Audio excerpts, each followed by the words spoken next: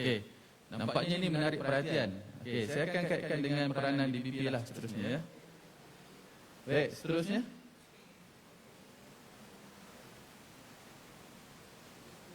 Baik. Apa yang saya tunjukkan tadi, yang kata-kata tadi, sebenarnya ada potensi untuk kami di Dewan Bahasa Pustaka rakamkan di dalam Kamus Dewan. Dan ini merupakan satu-satunya kamus bahasa Melayu yang komprehensif, ya, yang mengandungi buat masa inilah, buat masa ini mengandungi 120,000 entry kata, termasuk bahasa standard dan juga dialek. Cumanya kita tak masukkan semua dialek di dalam kamus Dewan Perdana. Mungkin tuan-tuan dah ada memiliki kamus ini. Kamus ini sangat besar dan sangat berat. Ketebalannya 2,500 lebih halaman. Beratnya dekat 4 kilo. Harganya dalam RM200. Okey.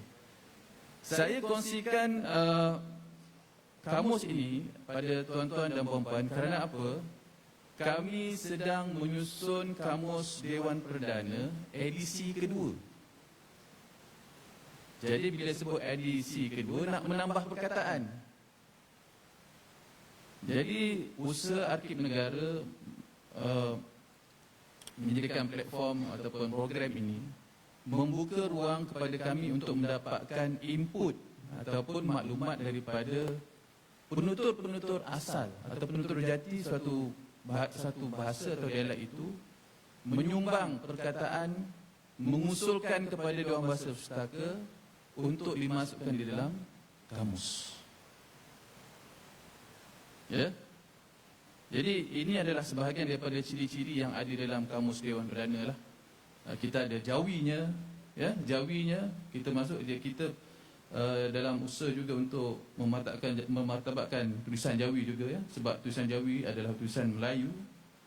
Dan di sini nanti kita akan letak, sekiranya ada perkataan daripada dialek Pahang, kita akan labelkan dengan asal Pahang, dengan label PH.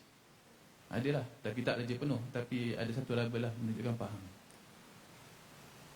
Jadi kalau tuan-tuan menyumbangkan kepada kosakata ini kepada DBP, dan kami belum tentu masuk, sebab kami ada punya proses tertentulah untuk memilih bagaimana nak memberikan makna dan sebagainya. Apabila masuk, takkah rasa bangga, ya, kata itu dapat dimasukkan di dalam Kamus Dewan Perdana, ya. Jadi saya kongsikan ini kerana ini adalah satu kebetulan kami juga dalam usaha untuk menyediakan Kamus Dewan Perdana edisi kedua. Jadi inilah peranan kami dalam usaha untuk melestarikan dialek, ya, ataupun bahasa kolokvial juga di sini, untuk dirakamkan dan juga diberikan makna bagi rujukan semua masyarakat, tidak kira pelbagai peringkat lah, ya, peringkat. Terutamanya kita hendak memastikan kosakata kita itu dapat dirujuk dan dipahami juga oleh golongan muda, terutamanya lah. Baik. Ini salah satu usaha kami lah, peranan kami dalam melestarikan, ya, dialek Melayu agar tidak pupus lah, ataupun tidak dapat dirujuk mana-mana rujukan. Kalau katalah nanti orang tua kita sudah tiada, pada siapa lagi kita nak rujuk sesuatu makna perkataan. Okey, seterusnya. Baik, ini satu produk ataupun perbitan lain juga yang telah Dewan Bahasa lakukan, ya. Kita telah menerbitkan 9 glosari dialek, ya, sebenarnya. Termasuk ialah glosari dialek Pahang. Dan ini sebenarnya hasil daripada penyelidikan bahasa di Dewan Bahasa Pustaka yang mengambil tempoh masa yang lama dan baru juga dapat diterbitkan. Selain daripada yang dipaparkan ini, kita juga ada terbitkan Kedah, kita ada di Pulau Pinang, Johor, Terengganu, ada 9 semuanya, ada 9. Dan apabila dah terbit buku-buku ini, bukan bermakna telah tamat usaha penyelidikan dan perakaman kosakata. Jadi dengan adanya program seperti ini, mungkin ada kolaborasi daripada DBP dan juga Arkib Negara dan juga dengan siapa-siapa saja mungkin untuk kita menambah kosakata dalam glosari yang telah dihasilkan, ya, menghasilkan. Untuk makluman tuan-tuan dan puan, menyusun kamus dan glosari bukanlah satu kerja yang mudah. Bukan satu kerja yang mudah. Yang memerlukan penelitian di lapangan, terutama yang melibatkan dialek lah. Sebab dialek ni biasanya kita akan perolehi berdasarkan kajian lapangan, temu bual dengan penutur jati, ya, ataupun informan, melibatkan kos yang tinggi. Jadi bukan satu kerja yang mudah. Perlu ada pelibatan yang menyeluruh daripada semua pihak lah bagi menjadikan satu penerbitan atau penyusunan kamus ataupun glosari.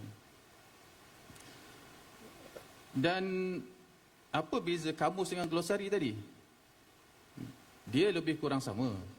Tetapi kamus ni biasanya dia lebih terperinci maksudnya. Dan glosari ni biasanya kita beri makna dengan lebih ringkas berbanding kamus. Lah, itu beza kamus yang glosari. Masih lagi melibatkan makna kepada sesuatu perkataan. Cumanya untuk glosari, maaf saya tak dapat nak paparkan kandungan dalam glosari ini. Ini glosari khusus mengikut dialek-dialek negeri. Ya, dialek negeri. Ada keperluan dalam itu kita masukkan contoh ayat. Ya, selain daripada perkataan dan makna, kita berikan juga contoh ayat. Contoh ayat di dalam dialek, contoh ayat di dalam bahasa baku atau bahasa standard. Ini gaya lah, lebih kepada gaya. Dan sekiranya ada mana-mana pihak ingin mendapatkan perkhidmatan ataupun perundingan dari segi bagaimana nak menyusun kamus atau glosari, kami maklumkanlah untuk bekerjasama dan berikan perkongsian ilmu menyusun sesuatu glosari ataupun kamus. Baik, ini apa yang dibuat oleh DBP melalui penyelidikan, hasilnya inilah.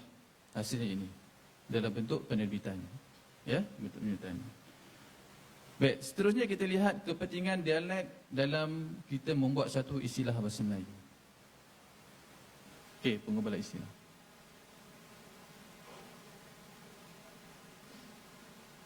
Ini pentingnya kami memerlukan banyak maklumat atau kosakata Melayu bagi membantu untuk mencipta istilah bahasa Melayu. Baik, kita tahu bila sebut istilah, dia ada kaitan dengan sesuatu bidang ilmu. Dewan Bahasa dan Pustaka melalui jawatan-jawatan kuasa yang dibentuk bidang tertentu perlu memikirkan istilah bahasa Melayu sekiranya istilah dalam bidang itu daripada bahasa-bahasa yang lain. Ya, bahasa terutama bahasa Inggeris lah, bahasa Inggeris. Jadi dialek itu boleh dimanfaatkan untuk tujuan penggubalan istilah. Saya beri contoh di sini, ya. Sekarang kita tak pakailah. Yang saya senaraikan ini pager. Mungkin zaman-zaman dulu tuan-tuan mungkin tahu kita ada satu alat komunikasi sebelum adanya handphone lah. Sebelum handphone, pager, orang telefon akan bunyi beep-beep, mengingatkan ada orang telefon, kita akan hubungi balik. Pada masa itu, jawatan kuasa istilah nak mencipta istilah bahasa Melayunya apa? Inggerisnya pager. Jadi, setelah meneliti, berbincang, melihat sumber-sumber yang ada, mereka jawatan kuasa istilah ini bersetuju untuk memanfaatkan satu kata dalam dialek Kedah, iaitu keloi. Keloi ni masuk panggil. Manggil. Jadi dinamakan page itu sebagai alat keloi. Jadi nampak tak di sini kepentingan dialek itu dalam usaha untuk kita menggubal istilah dalam bahasa Melayu. Yang kedua ni contoh, saya bagi contoh perkataan trending. Ini agak barulah juga, agak trending. Semasa kita PKP, COVID, banyak ialah dalam situasi COVID, kita ada di rumah, media sosial bergerak dengan aktif. Berita-berita selalu kita sebut trending. Ditanyakan DBP pada pihak media, apa bahasa Melayu trending? Kan? Memang susah kami nak bagi apa maksud trending. Kita nak mencadangkan satu istilah ni kadang-kadang mengambil masa satu hari kadang-kadang. Ya, kita berbincang mendapatkan pandangan bagi pihak. Akhirnya kami bersetuju untuk mencadangkan trending itu sebagai Soho kini. Kita ada kita kata Soho tu, orang Kelantan biasalah untuk belah timur Soho. Itu Soho lah, jadi Soho kini.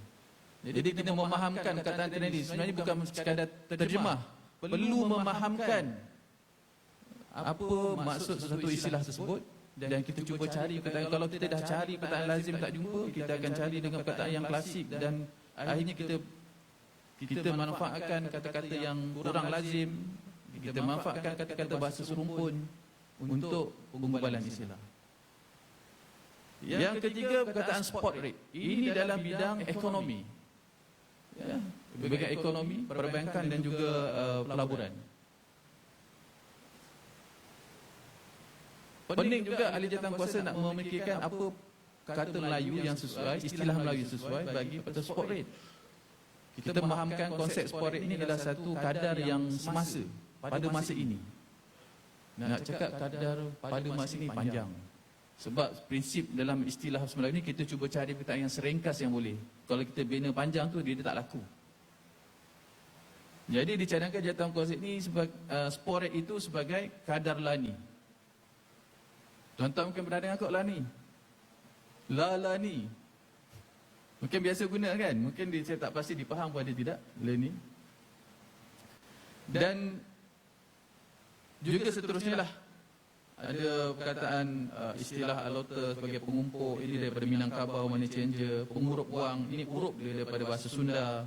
Waf, dermaga daripada bahasa Jawa. Jadi di sini kepentingan dialek-dialek dalam usaha pengubalan istilah dalam bahasa Melayu. Seterusnya, ini saya akan kongsikanlah selain daripada kita membuat istilah dengan memanfaatkan dialek, kita juga melestarikan bahasa daerah dan bahasa sukuan ini melalui satu program yang kita namakan program UNESCO melestarikan bahasa sukuan dan bahasa daerah.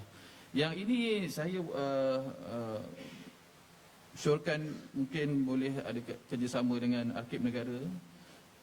Salah satu cara untuk kita melestarikan bahasa sukuan bahasa daerah ini dengan cara kita mengadakan aktiviti dengan melibatkan golongan muda. Ya, golongan muda belajar teorinya macam mana buat kita penyelidikan lapangan dan kita menembual orang tua dan kita merakamkan. Dalam secara tak langsung kita adakan kegiatan mungkin menyanyi dalam logat, berlakon dalam logat yang dikaji. Itu adalah salah satu usaha agar bahasa ataupun dialek kita dapat dilestarikan. Seterusnya, baik, ini salah satu mungkin tuan-tuan pun pernah guna salah satu portal yang DBP bina, yang selain daripada kita terbitkan sebarkan ya istilah-istilah ataupun dialek dalam bentuk penerbitan cetak, kita juga boleh merujuk istilah tersebut melalui Pusat Rujukan Persuratan Melayu atau PRPM. Ini macam Google lah, lebih kurang Google tentang bahasa Melayu. Seterusnya, dan kita juga menyediakan satu platform, satu portal untuk tuan-tuan dan perempuan mencadangkan kepada DBP. Ya, mencadang kepada DBP istilah atau kosakata untuk dimasukkan di dalam kamus. Ya, ini dinamakan gerbang kata. Dan ini juga portal Ibonio, salah satu portal kita sediakan untuk merakamkan tulisan-tulisan yang berkaitan dengan kearifan tempatan di Sabah dan Sarawak.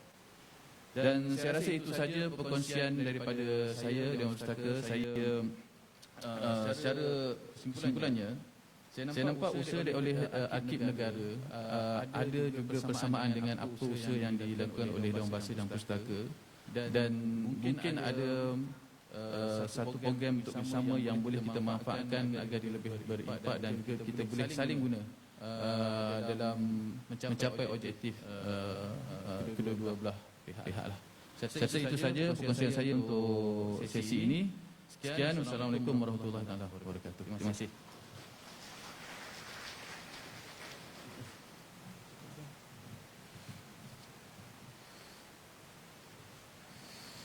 Baiklah, terima kasih kepada panel ketiga ya. Orang yang bertanggungjawab dalam bahagian peristilahan dan leksologi ya.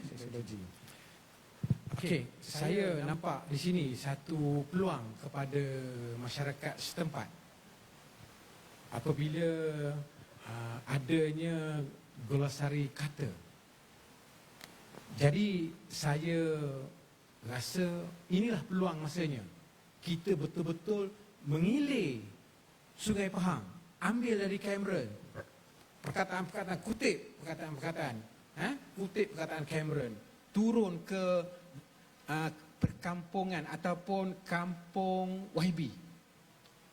Datuk Seri Rosdi Kuala Medang, bawa ke Lipis, bawa ke Jeranta, bawa ke Temeloh, terus ke Pekan. Kutip betul-betul, sebab kita dah ada repo dengan orang yang bertanggungjawab mengumpul leksikologi ni. Jadi inilah peluang kita sebenarnya. Baiklah, saya dengan tidak membuang masa mengucapkan ribuan terima kasih kepada para panel. Tetapi ada lagi slot kita, slot untuk soal jawab. Soal jawab bersama-sama dengan panel. Jadi tanpa membuang masa, saya membuka ruang kepada warga dewan untuk mengemukakan soalan. Sekiranya ada soalan ataupun cetusan idea untuk dikongsikan bersama pada hari ini. Kita persilakan, nanti pembantu kita akan hantar mic. Ada satu. Ya, silakan. Hantar mic. Okey, terima kasih.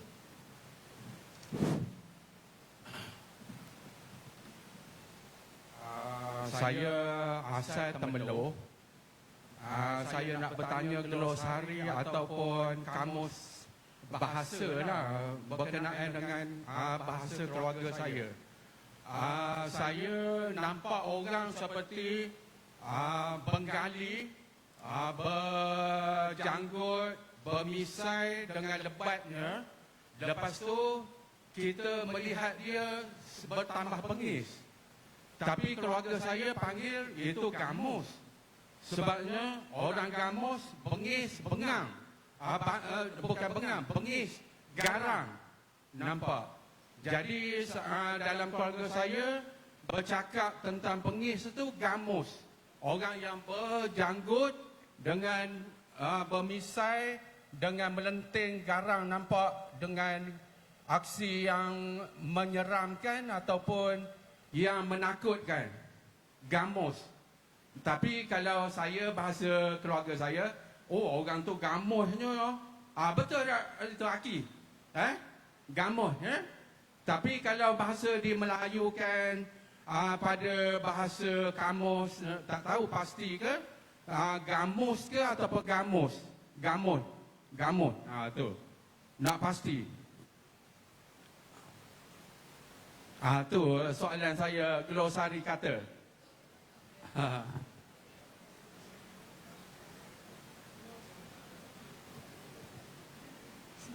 Saya cuba menangkap apa yang dimasukkan oleh Tuan.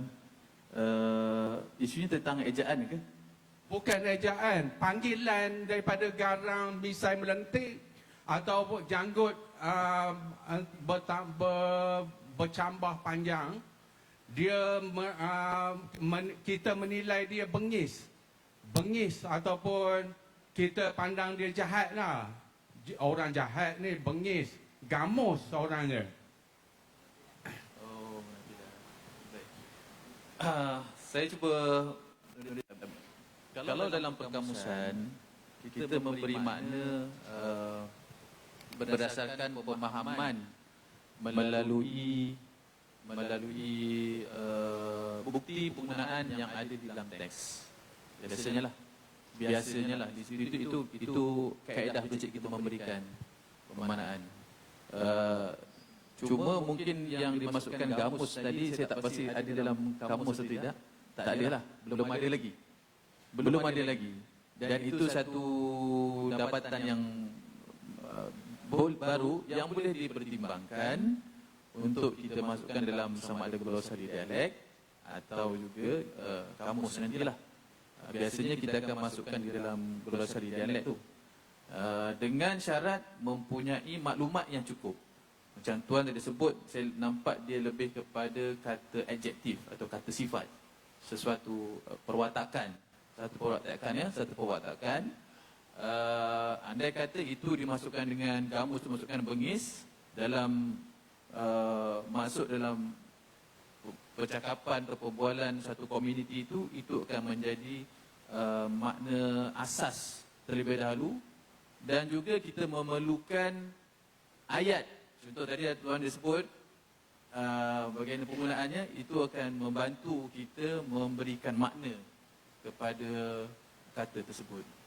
Bagus, satu input yang baru. Dan saya inilah peluang sebenarnya, kalau lah ada dalam dewan ini 200 ataupun 300 peserta, satu peserta boleh mencadangkan satu istilah ataupun dialek dalam bahasa masing-masing. Kita kumpulkan 300 dah boleh jadi satu glosari untuk program ini saja. Katalah saja. Terima kasih.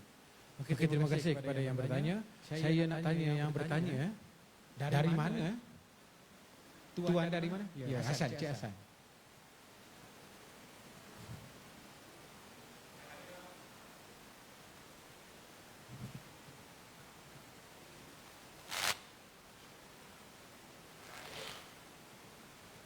Saya berasal daripada kampung Tok Tangguk, Durian Tawa. Oh, Deranta. Durian Tawa sempang Mengkarak jalan ke Teriang. Teriang Pahang. Kalau saya jadi orang Shopee tak sampai ni. Kampung tu Ya, dah saya ada tahu. signboard, Tok Tangguk nama dia, kampung tu. Oh, okay, terima kasih. Ya, sama. Ya. Kan nama kampung pun dah macam klasik Bagus, sangat bagus. Okey, soalan seterusnya. Ada soalan seterusnya. Ya, ada pada penggiat seni Ini bagi penggiat seni ni. Apa bang? Okey. Assalamualaikum warahmatullahi wabarakatuh. Saya Eki Hidayat daripada Teater Rajuk Pahang. Saya ingin bertanya kepada panel kita di dalam bicara bahasa kolonial ini, yang mana kita tahu bahasa kolonial ini bahasa bersahaya dan bahasa yang setempat di mana-mana, dan kita terus dengan dialek di mana-mana. Jadi saya rasa saya dengar bahawa kalau dengan tempat yang atau nama-nama tempat itu kita sebut kena betul. Kalau Temerloh kita biasanya sebut Temerloh begitu ya, Temerloh. Kalau Lipis, Kuala Lipis itu Lipis. Rompeng gitu ya. Jadi boleh kita tidak bahasa tempat itu kita gunakan bahasa kolonial juga. Sebab yang kita tahu bahasa ini nanti akan terus didengar oleh semua orang. Tempat itu bahasanya Temerloh. Kalau daripada mana Temerloh? Kalau biasa kau Temerloh, kau datang Temerloh ya. Kau datang Temerloh ya. Lebih jadi boleh tidak kepada panel yang kita dapat beritahu kepada kami semua. Lebih kepada kata nama khas lah ni. Kata nama khas. Boleh tak kita sebut dengan dialek?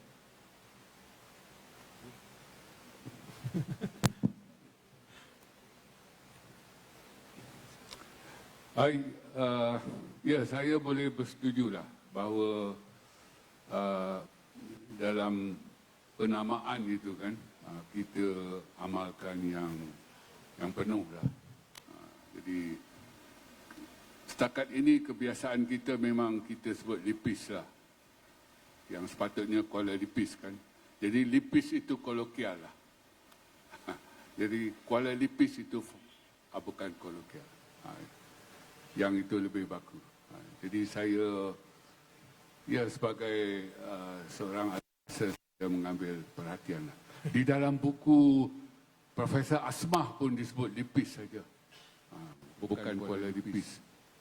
Jadi ini satu maklumat yang bagus. Okay, terima kasih. Okey. Ada lagi soalan banyak ni nanti. Sabar. Saya oleh kerana Prof kata tadi lipis, sebenar tu tulisan. Kalau di lipis orang cakap lepeh. Itu kolokialnya. Tapi sebenarnya lebih baik secara rasmi lah. Okey, kita pergi ke mana? Silakan. Assalamualaikum warahmatullahi wabarakatuh. Saya Miliana binti Arsyad daripada Jabatan Kebudayaan dan Kesenian Negara.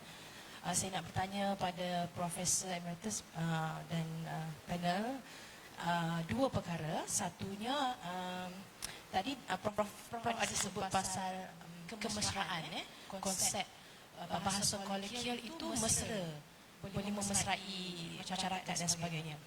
Cuma saya fikir ada tidak keterbatasan dalam pemahaman bahasa. Maksudnya kalau kita kata mesra, tapi kadang-kadang orang yang tak faham bahasa tu dia tak berani nak masuk ataupun tak berani nak lontarkan idea-idea baru kerana rasa terbatasnya di situ.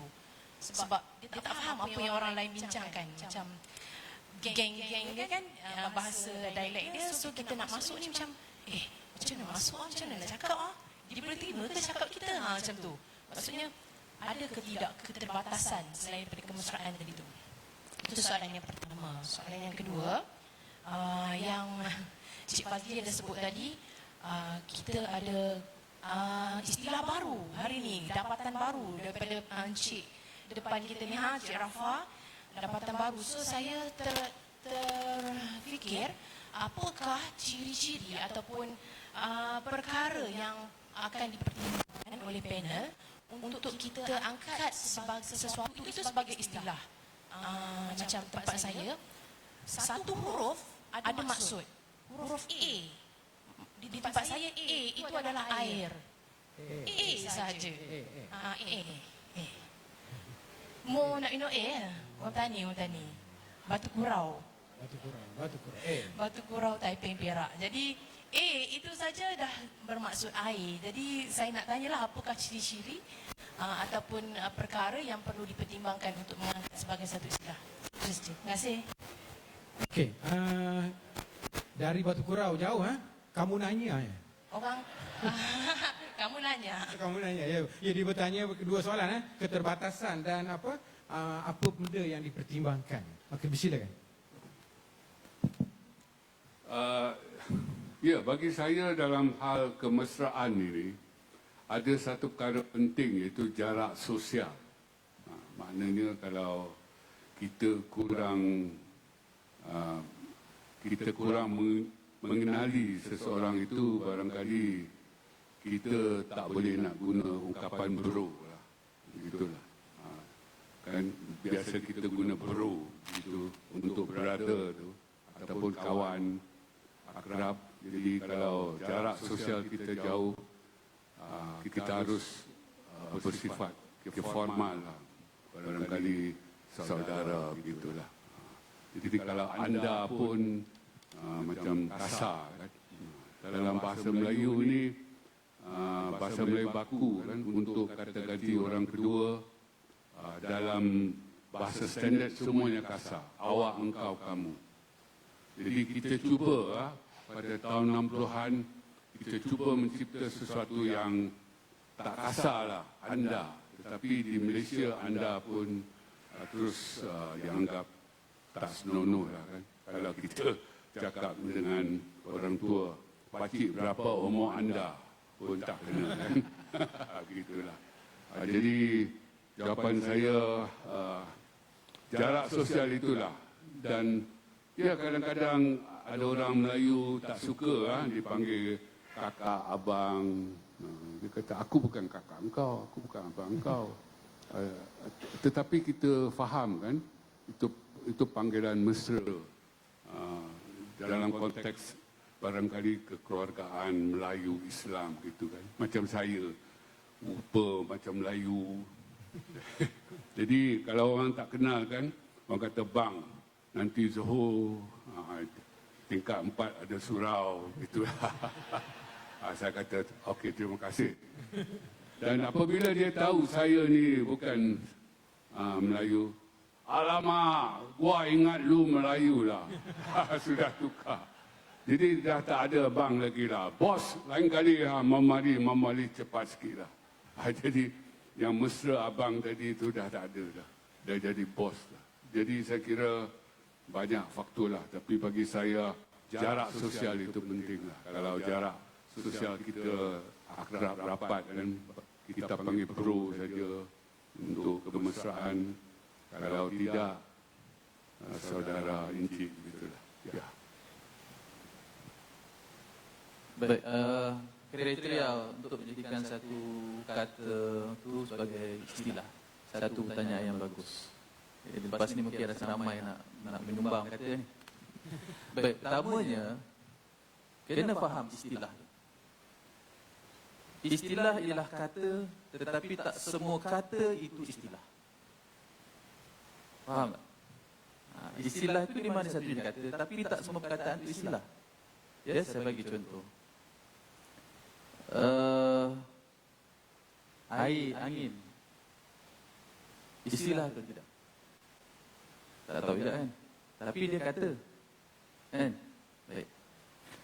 Dalam menjawab tentang kriteria itu tadi, kita tidak mempertimbangkan andai kata perkataan itu ialah perkataan yang berbunyi seperti logat. Contoh, ayak, ayo, sebab dia kata standard dia air. Tetapi kalau ada satu perkataan itu membuat dia menggambarkan ada satu konsep khusus, sesuatu proses atau perbuatan alat, itu kita boleh pertimbangkan. Jadi macam yang ada perkataan standard dia atau dalam bakunya itu, kita tidak akan ambil lah. Contoh tadilah, air ialah bahasa standardnya baku.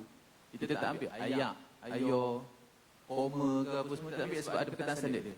Tetapi kita pertimbangkan kalau kata itulah satu kata dalam dialek yang dalam kata standard tak ada. Contoh tadilah, lani itu. Lani itu dia memang satu kata dialek yang membawa konsep pada masa ini, masa nyata. Itu antara ciri utamalah, antara kita pertimbangkan untuk kita angkat menjadi istilah dan kosakata dalam bahasa Melayu lah. Itu antara ciri utama. Terima kasih. Baik, terima kasih. Boleh jelas. Okey, ada soalan lagi ya? Ada soalan lagi. Jadi saya ingat nak cadangkan perkataan bobok tadi. Tak terima lah, bobok dah ada dah perkataan standard dia. Membobok. Assalamualaikum warahmatullahi wabarakatuh dan selamat pagi. Yes, bagus. Nampak berebut orang Pahang. Ya, bagus. Bagus ya? Bagus. Nampaknya 12.30 tak boleh berhenti lagi Ya. ni. Dah macam Prof kata tadi lah, dia buat muka sporting.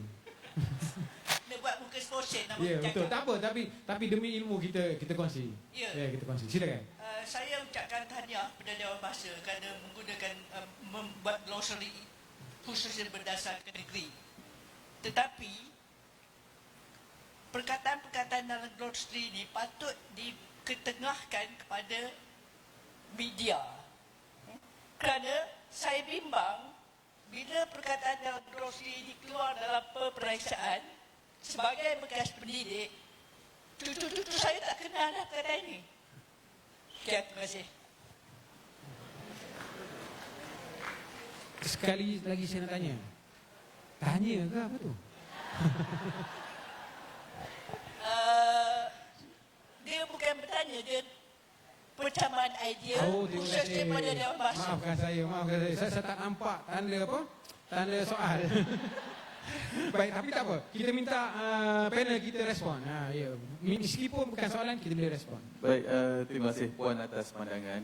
Dan untuk makluman, mungkin banyak aktiviti yang diorang bahasa laksanakan tidak dalam pengetahuan ramai. Sebenarnya di DBP kita dari semasa-semasa ada program yang kita buat menyebarkan istilah-istilah tempatan, ya, siasat istilah dalam dialek ini kepada masyarakat. Antaranya melalui radio di utara, dan juga kalau tak salah radio di timur juga ada satu slot dalam perkongsian dialek, dialek. Dan di media sosial lah sekarang ni lah kita giat penggunaan media sosial ini. Kita dari semasa-semasa juga mengeluarkan berkongsi istilah ni, sama ada dialek atau juga istilah dalam bidang ilmu. Cuma itulah sebab bila dah dilambatkan ni kadang-kadang tak terlepas pandang, mungkin terlepas pandang. Tapi show itu kita ambil perhatian, dan betul lah memang dalam kalangan masyarakat golongan muda ni ramai yang tak tahulah sebenarnya perkataan-perkataan yang biasa orang tua kita guna sebelum ni, dan saya kira itu akan kita ambil perhatian untuk perhebatkan lagi lah penyebaran. Okey, baik. Baik, terima kasih. Lagi seorang lagi. Ada mic dah? Tak apa. Berdua lagi, tinggal berdua. Saya cuba cut off kelajuan dia. Berdua. Silakan. Ya. Panas dia. Bismillahirrahmanirrahim. Assalamualaikum warahmatullahi wabarakatuh. Salam sejahtera dan salam Malaysia Madani. Dan saya Nazim Muhammad daripada Persatuan Sejarah Malaysia Cawangan Pahang. Saya terkejut tadi suara saya keluar perempuan. Terkejut tadi. Dan ini betul-betul soalan. Ini betul-betul soalan. Ya. Tadi terkejut. Ya ke suara saya? Saya terkejut. Terkanca. Jadi saya nak tanya, saya ada banyak soalan ni tebal. Jadi saya tadi tertarik dengan Prof menyatakan bahawa bahasa kolokvial ni dia wujud disebabkan oleh kerana senang nak sebut. Syaitan berdebar nak sebutnya dah. Tapi bila kita sebut syaitan tu, dia boleh mudah jadi gitu. Jadi saya nak tanya Prof, adakah selain daripada faktor itu yang mudah sebut tadi tu, adakah faktor lain yang mendorong kepada kewujudan bahasa kolokvial ni? Okay, kemudian satu lagi, ia berkenaan dengan kita katakan bahasa kolokvial ni lebih mesra. Lebih mesra, dan Prof tadi ada mengatakan bahawa negara kita gagal dalam menggunakan bahasa Malaysia sebagai salah satu alat untuk perpaduan. Dan soalan saya, adakah perlukah atau patutkah kita mempelajari bahasa kolokvial ni secara formal, iaitu kita masukkan dalam silibus bahasa Malaysia untuk dia dijadikan sebagai salah satu alat untuk perpaduan? Itu soalan saya yang kedua.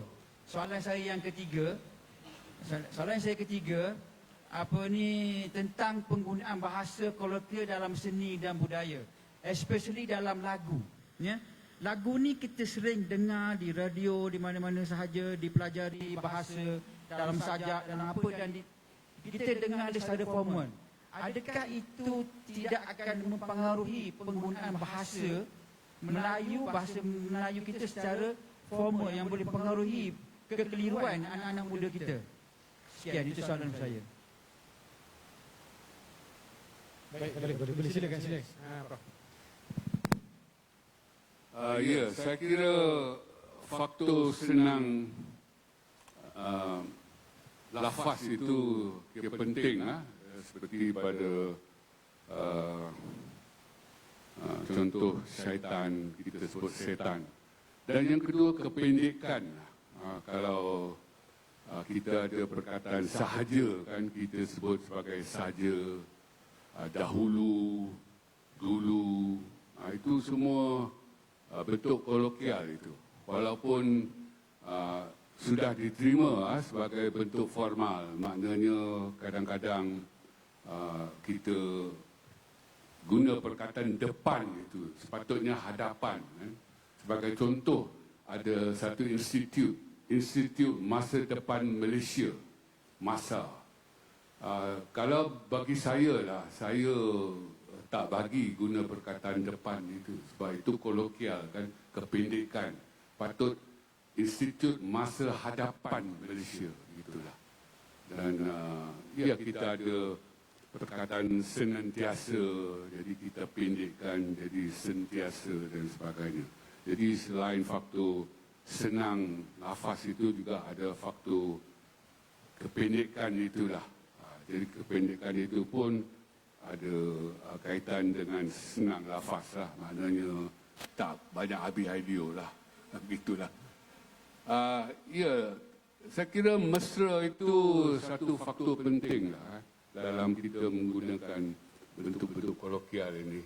Ialah maknanya kita nak satu kelompok, satu geng lah, kalau dengan izin dalam berbahasa sedemikian. Kita gunakan kolokalisme, apa khabar bro, itu member aku. Jadi kita guna selanga itu sebagai satu tanda kemesraan dalam konteks kita tak bersama-sama dalam satu kelompok bahasa itu. Tentang perpaduan untuk logat ini, saya kira logat ini satu tahap yang agak susah lah. Sedangkan bahasa formal itu sendiri pun tidak dikuasai dengan baik oleh rakyat kita lah. Maknanya setelah 66 tahun kita merdeka ni, masih ada warga negara yang tak boleh berbahasa negara dengan baik. Jadi itu bentuk formal itu. Maknanya bahasa Malaysia baku itu kan pun tidak dapat dikuasai dengan baik. Apatah lagi kita nak minta mereka kuasai logat ini, dialek ini. Jadi ini sesuatu yang saya kira rumit lah. Yang pentingnya kita pastikanlah penguasaan bahasa Melayu baku itu yang belum dikuasai sepenuhnya oleh rakyat kita secara umum. Jadi ini sesuatu yang cukup malang. Tidak ada di tempat lain di dunia ini di mana rakyatnya tak boleh berbahasa negara dengan baik. Setelah merdeka begitu lama. Bukan 6-7 tahun kita merdeka tau. 66 tahun kita merdeka. Masih terdapat warga negara yang tak boleh berbahasa negara. Ini sesuatu yang tak sepatutnya berlaku. Jadi dalam hal ini kan, maaf cakaplah, kita gagal dalam proses pembentukan negara bangsa. Kita gagal. Kita harus berjiwa besar.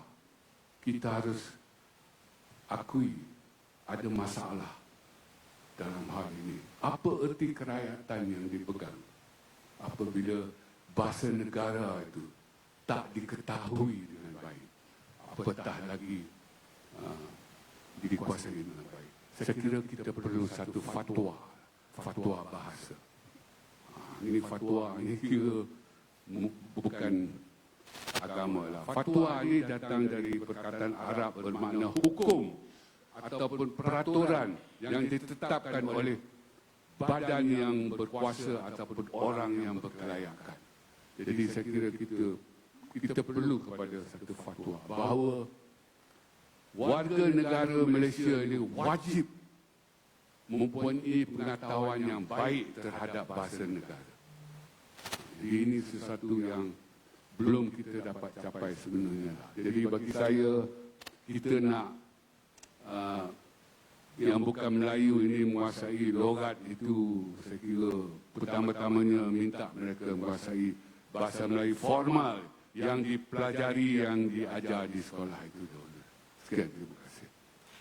Okey, baiklah kita bagi Datuk untuk respon sikit. Saya dah lama rehat. Lepas ni Datuk Mansur cakap. Kalau lama rehat ni Datuk Mansur tumpur saya. Tumpur Perak mati. bahawa ada satu soalan seni budaya kan. Sebenarnya saya bersetuju laurat ini dimasukkan dalam seni budaya itu, baik dalam teater ke dalam mana-mana cabang yang lain kan. Soalnya kita kena pasti tak pasti itu je. Sebabnya sekarang ni kita dah ada lagu Laurat Pahang, satu penolakan Saudara Azhar Nizam yang cukup saya bagi penghormatan sangat tinggi kan. Dan perkara ini kita akan perluaskan, tengok macam mana kadang akan berlaku kan, tengok apa potensi yang ada kan. Dan sesungguhnya bahasa baku sebenarnya ada benda-benda yang orang yang berkenan artinya menggunakan bahasa standard itu. Misal kata deklamasi puisi kan. Tapi kalau dalam teater misal kata, teater kan, dalam drama, kita boleh masukkan dia lain. Katalah dalam deklamasi puisi kan. Kalau kita deklamasi puisi, Sungai Mekong ku sebut namamu kerana aku begitu sepi. Kan ku benamkan dadaku ke dasarmu, kaki kanan ke matahari, kaki kiri ke bulan. Sungai Mekong ku sebut namamu kerana aku begitu sepi. Kan ku benamkan dadaku ke dasarmu, kaki kanan ke bulan, kaki kiri ke matahari. Itu puisi Latif Muhyiddin, Sungai Mekong. Dengan ekspresi begitu. Sedap dengar kan? Kalau kita sebut dialek, Sungai Mekong kau benamkan dada kau ni ke dasar awak tu. Kaki kanan kawan ke bulan, kaki kiri kawan ke matahari. Apa awak kata? Itu dialek kan. Tapi kalau dalam teater, sedap kan. Mesti kata masa Imam Peramtih, Sultan, JP Roger dengan Clifford dalam perahu nak pergi cari Tok Gajah ke sungai Temeling kan. Tok Gajah hilang. Tapi oleh kerana dia tahu Sultan ada, tuanku ada dalam perahu penambang tu, dia tak jadi pergi. Jadi pun dia mudik. Ini orang asli beritahu. Orang asli memainkan peranan penting dalam perjuangan perang. Dia beritahu, Tok Gajah, dalam perahu tu tuanku ada, awak jadilah. Jadi balik. Tapi orang tuanku tak tahu.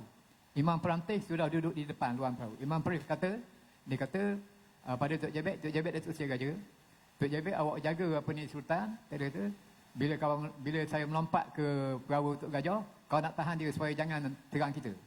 Dan masa itu saya awak kerak semua Mak Saleh ni buang kain. Itu ayat Imam Peramtih sanggang. Jadi dalam bahasa dialeknya, Tok Jabir, awak jaga tuanku. Bila kau melompat saja ke perahu Tok Gajah, kau nanti kali ni awak kerak semua daya Mak Saleh ni, awak campur kain. Kalau dalam teater tu tak menyengat datang pada kita kan. Itu dia. Tapi benda tu tak jadi. Itu pertemuan terakhir nak cari Tok Gajah Mak Kilau setelah Mak Kilau Tok Gajah sekarang ke Siam. Dalam teater sedap. Tapi kalau dalam bahasa baku, ada benda-benda yang kena guna bahasa standard. Misalnya kata Usman Awang kalau pakai kan. Bukan ke Hanjebat dengan Dawangi kan. Dawangi terlari-lari di depan Hanjebat. Nak kata ada orang di bawah sana yang menyeru nama Hanjebat kan. Ajak suruh bertikam sama seorang kan. Jadi Hanjebat berkata, wahai Dawangi, kata, mengapa engkau terburu-buru berlari di hadapanku bagai orang dikejar hantu? Katakan padaku siapa sahaja yang ada di Melaka ini selagi Taming Sari masih berada di tanganku. Tidak ada siapa yang aku gentar. Macam mana ekspres itu dalam teater kan? Dan tak boleh pakai bahasa standard dalam pakai. Jadi kalau dalam kita tu masa siapa sahaja yang ada di Melaka ini kan selagi Taming Sari berada di tanganku, tidak ada siapa yang aku gentar. Kalau kita dalam kelas dia begitu, istana Melaka tu pokoknya gerak bila Hanjebat kata begitu. Budak-budak penganga jadi orang. Padahal kita pun berlakon juga. Ini peranan cikgu. Saya ada cikgu. Itu. Jadi perkara ini boleh dipakai dalam seni budaya. Tapi kalau drama tu pengarah tu kena pandai lah kan. Kalau mengajar di kelas puisi tu, dia punya jurulatih tu dia tahu lah. Kena tahu benda tu laurat di kelas. Dan biasanya kau ini cikgu-cikgu linguistik yang boleh buat kerja. Di depan kita ni semua orang linguistik sebenarnya ni. Linguistik kan. Disiplin dia. Sebab dia tahu itu. Dan saya ingat itu soalan saya jawab. Saya dah siap untuk relax lah. Baik, terima kasih Datuk. Kita buka satu lagi ya. Sebab janji saya. Kalau tak balik saya. Ni ada mic tu.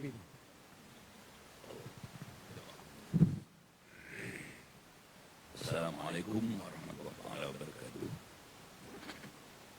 Saya terpanggil dengan Profesor Emeritus yang mengatakan bahawa ramai lagi warga negara Malaysia yang tidak boleh berbahasa Malaysia. Itu saya akui lah.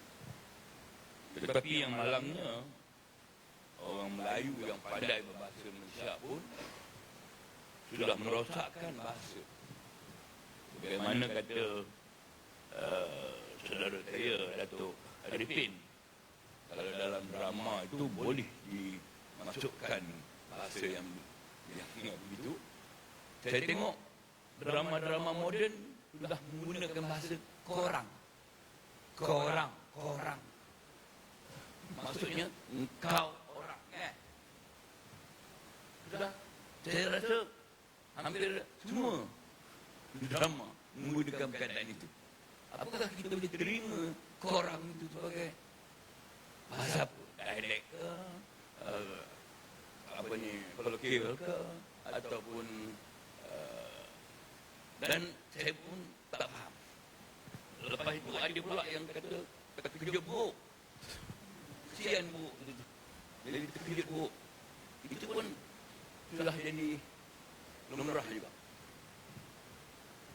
Sedap gila. Ya.